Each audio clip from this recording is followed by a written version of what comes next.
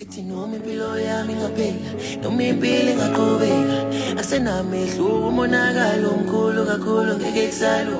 Emsebenzini nami ngiyafesa, namaphupho engifuna ukuwafesa, kodwa-ke lutho nangephutha uNkulunkulu unqabile namafutha. Isikhona yini insuku edlula lezi ngenhlupeko, nami ngiyabuza ngiyophendula lo mkhuleko.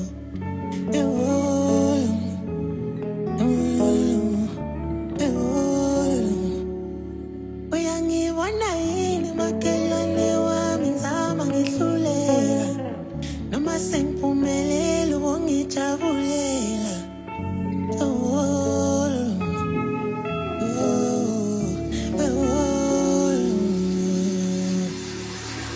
Uma unaphela bazokhipha umuntu embedeni, umuse wendini umlunguze isikhethenisi, bese umthatha isifoni umshayisa ucingo. Lo wazi ukuthi ukuhleba kwanenzelani ngiyakhalangani, ungathi kuyakhokha impela ukuhleba masekuhlele emakhoneni, kuxoxa indaba zabantu ukuthi umntakabani usenzeni. Wena nhliziyo yami ngothatha inqumo, nhliziyo yami ngothatha inqumo empilweni.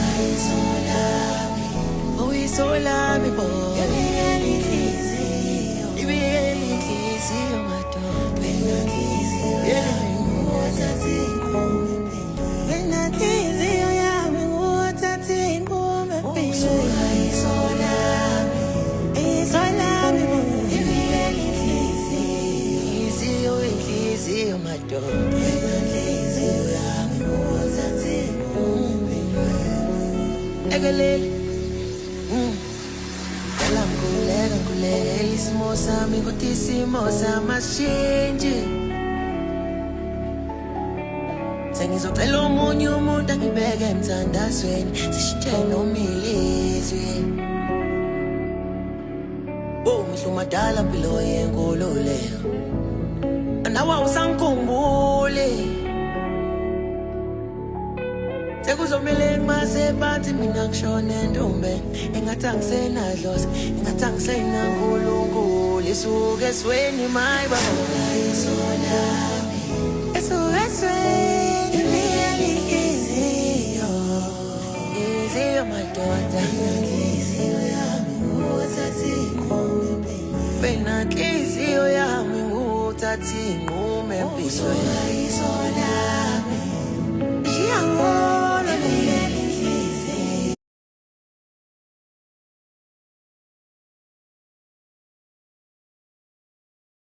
ibiyela inhliziyo madoda. Inhliziyo yami ngothatha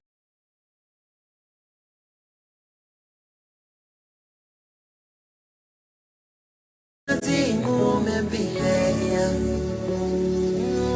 empilweni yami.